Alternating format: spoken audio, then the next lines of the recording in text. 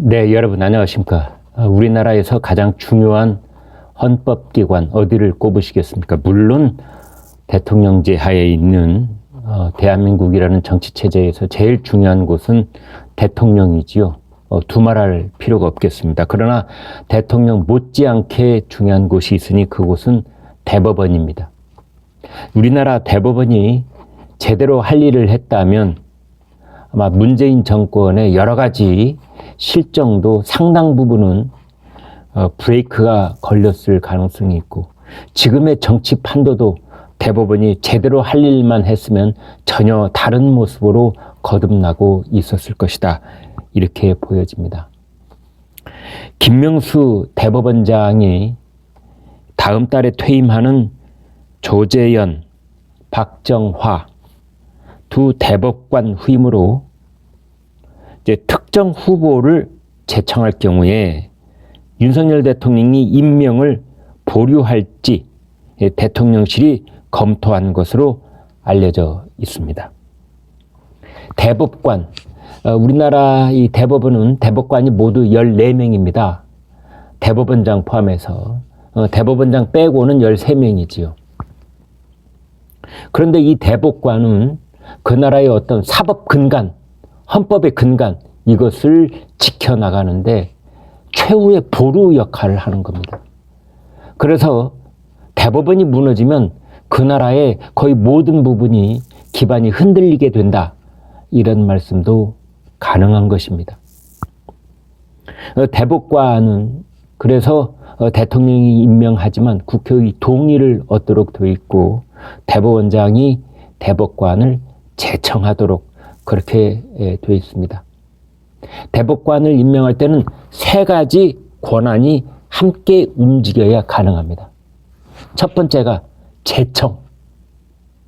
대법원장이 이 사람을 대법관으로 임명해 주세요 하고 입법부와 대통령에게 올리는 그 이름이 이제 제청권인 겁니다. 그 다음에는 국회의 동의권이 있습니다. 인사청문회를 거친 다음에 이 사람이 대법관에 합당한지 아닌지를 표결을 합니다. 대법관 동의권. 그 다음에 가장 중요한 것이 대통령의 임명권인 겁니다.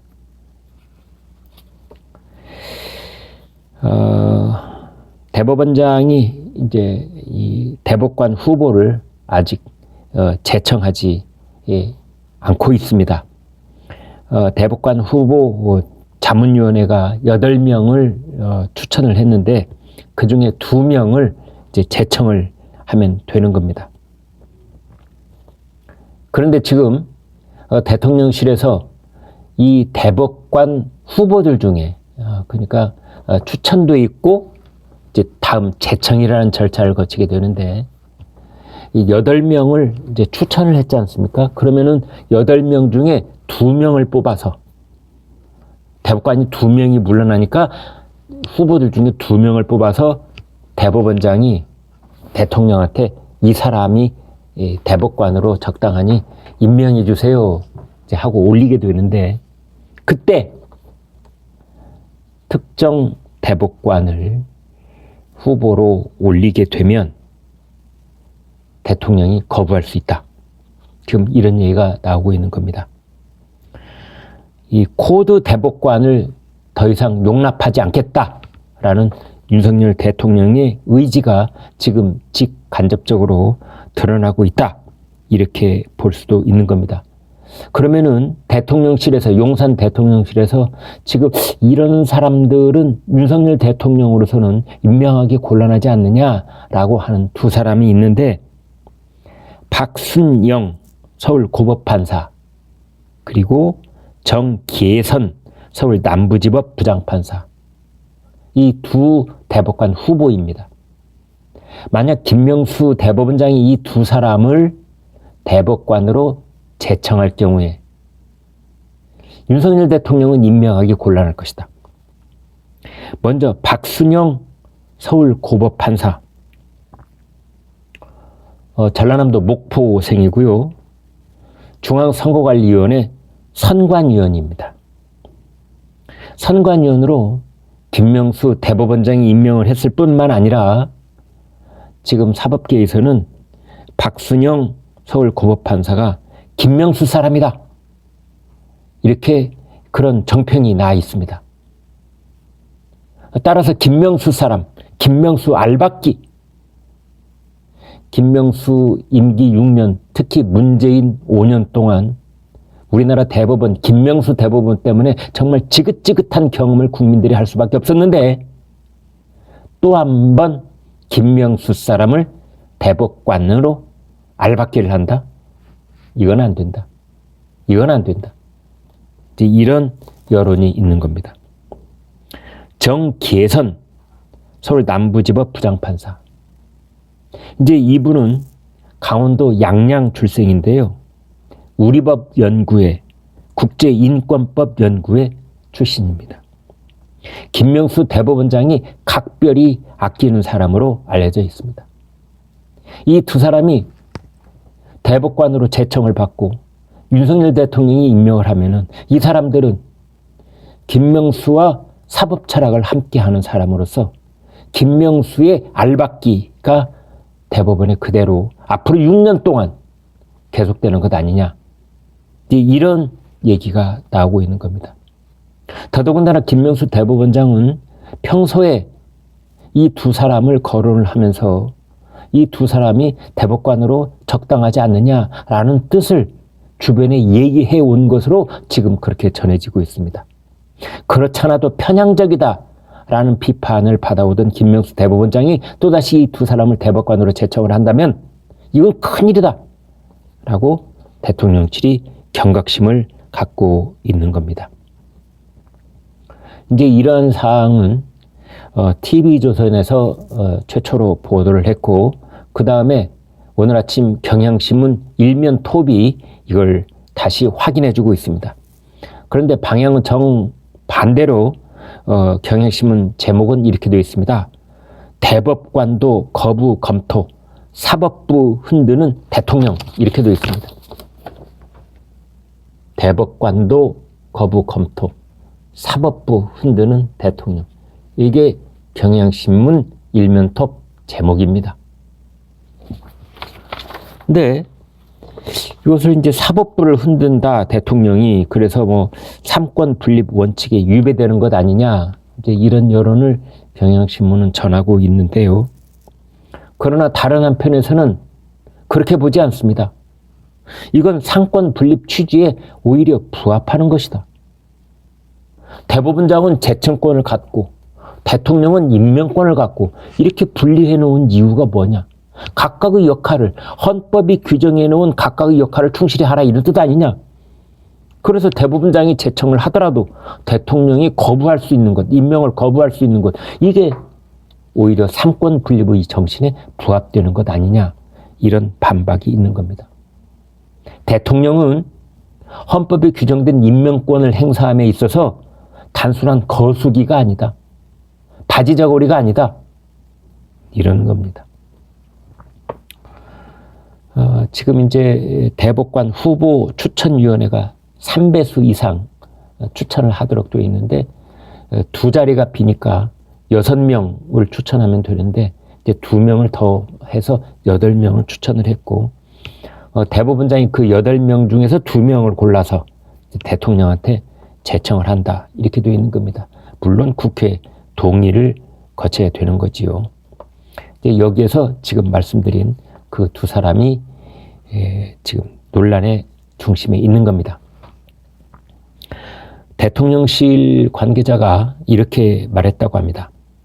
아직 제청 그리고 임용 절차가 진행된 것은 하나도 없다.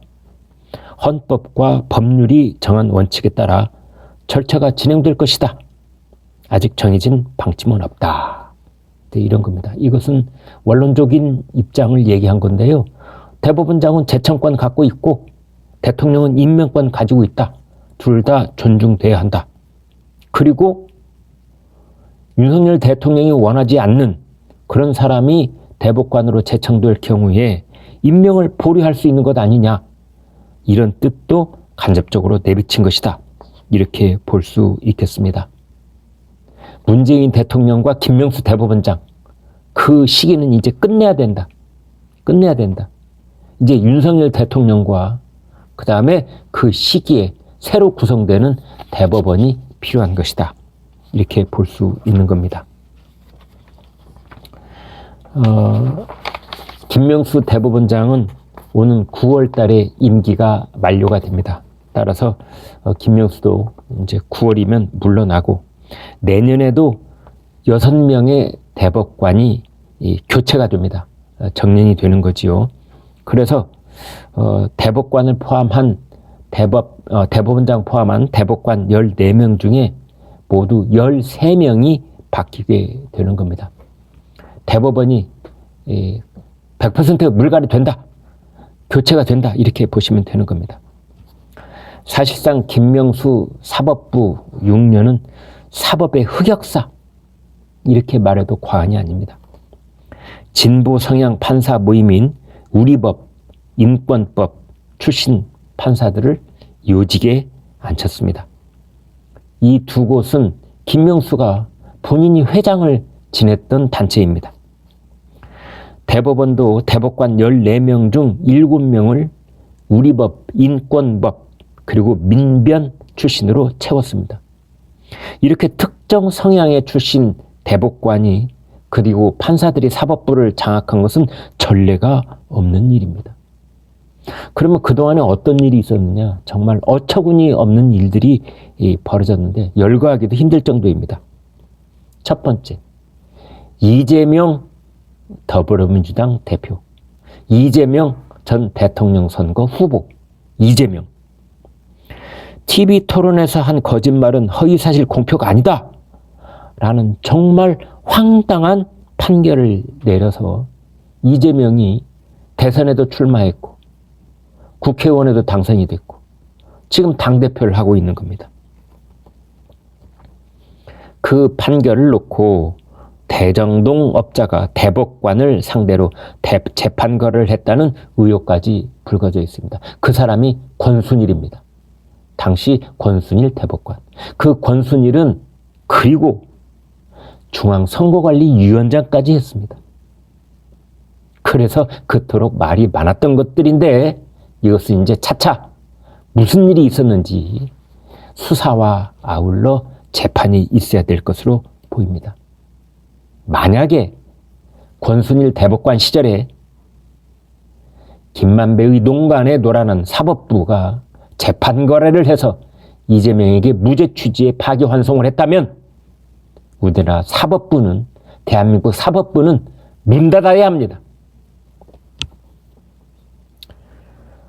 여러분 이제 뭐 기억에서 혹시 지워지지는 않으셨겠죠? 울산시장 선거 개입 사건. 1심을 맡았던 우리법 출신 판사는 15개월 동안 본안 심리를 진행하지 않았습니다. 이 때문에 2020년 1월 기소된 이 사건은 아직도 1심이 진행 중입니다. 민주당 출신 무소속 윤미향 의원이 위안부 피해 할머니들의 후원금을 빼돌린 혐의로 기소된 사건은 면죄부 비슷한 1심 판결이 나오기까지 무려 2년 5개월이 걸렸습니다. 조국 전 장관에게 징역 2년을 선고한 1심 판결, 이것은 3년 2개월이 걸렸습니다. 판사가 문재인 정권 편에 서지 않았다면 어떻게 그런 일이 가능했겠습니까? 멀리 갈 것 없습니다. 김명수 대법원장 스스로도 지난 정권 때 민주당이 탄핵 대상으로 지목한 후배 판사의 사표 수리를 거부를 한 적이 있습니다. 민주당에게 잘 보이려고 그랬던 것입니다. 그래 놓고도 사표 수리를 거부한 적이 없다고 거짓말까지 했습니다. 김명수 대법원장도 이제 사퇴를 하고 난 뒤에는 여기에 대해서 사법적 책임을 져야 될 것입니다. 문재인 정권 때 김명수 대법원장 측근 판사들은 법복을 벗자마자 청와대 비서관으로 임명이 됐고 또 박근혜 정부 때의 사법부, 사법농단을 고발했다는 판사들 민주당 공천을 받아서 국회의원이 됐습니다. 겉으로는 사법개혁을 내세우면서 뒤로는 사법부 독립을 짓밟은 것입니다. 김명수 대법원장은 재임 기간 동안에 어떤 일이 벌어졌는지 전국 법원에서 1심 판결이 나오지 않은 장기 미제 사건이 민사소송은 3배, 형사소송은 2배로 늘었다는 사실을 인정해야 합니다. 김명수가 고법 부장판사 승진제를 폐지하고 판사들이 법원장을 투표로 뽑는 법원장 후보 추천제를 도입하면서 판사들이 열심히 일해야 할 이유가 사라진 탓이 큽니다. 그 이전에는 판사들이 퇴근하면서 이렇게 서류 보따리를 집으로 가지고 가서 집에서도 일을 하면서 오로지 국민들을 위해서 멸사봉공하는 그런 자세를 보이는 판사들이 많았는데, 김명수 대법원장, 문재인 정권 때는 판사들이 이른바 저녁을 즐기는 워라벨, 이건 좋아졌지만 재판 지연으로 국민 고통은 엄청 늘어났습니다. 법원은 공정과 중립이 생명입니다. 그래야 국민들로부터 신뢰를 받을 수 있습니다. 그런데 법원이 딛고 서야 할 그 토대가 김명수 사법부에서는 다 무너졌습니다. 그 무너진 김명수 사법부, 김명수 대법원장이 이제 물러나면서 대법관 2명을 알박기를 하고 떠나려 하고 있습니다. 이것을 윤석열 대통령이 저지하려고 하고 있는 것입니다. 구독, 좋아요 부탁드립니다. 고맙습니다.